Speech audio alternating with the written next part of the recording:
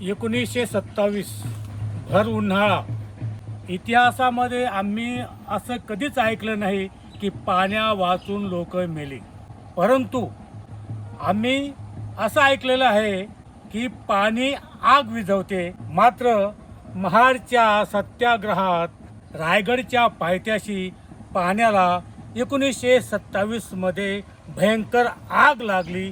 एवढी आग लागली की ती आग विदेशात जाऊन पोचली.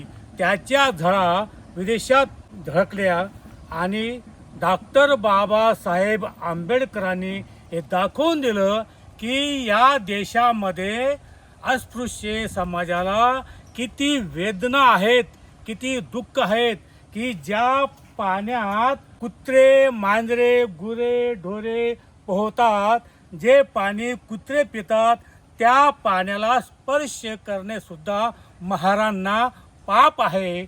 महारांनी जर या पाण्याला स्पर्श केला तर ते पाणी बाटतं.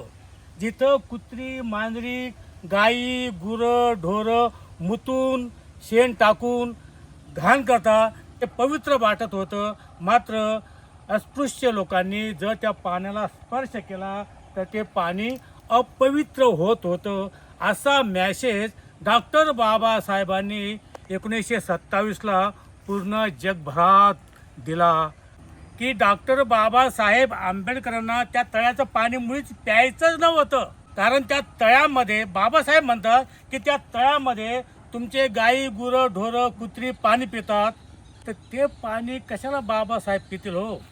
तर बाबासाहेबांना फक्त त्या पाण्याला स्पर्श करायचा होता आणि या जगाला, या देशाला, या ब्राह्मणवादाला दाखवून द्यायचं होतं की आमच्या लोकांचा तुम्हाला किती भयंकर विटाळ आहे, याचा हा पुरावा.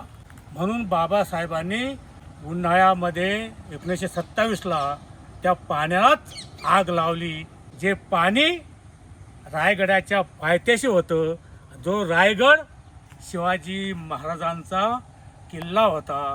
कारण बाबासाहेबांनी जेव्हा आंदोलन सुरू केलं, त्या आंदोलनापूर्वी बाबासाहेबांनी त्या शिवरायांना विनम्र अभिवादन केलं. त्याच्यानंतर आंदोलन सुरू झालं आणि ते आंदोलन एवढं भडकलं तर शेवटी ते आंदोलन कोर्टात गेलं आणि कोर्टामध्ये 3 ब्राह्मण, 6 मराठे, 9 लोक बाबासाहेबांच्या विरोधात झाले. कोर्टात ती साक्षी दिली, परंतु त्यात बाबासाहेब ते केस जिंकले. तर अशा पद्धतीने हा महाडचा सत्याग्रहाचा विषय.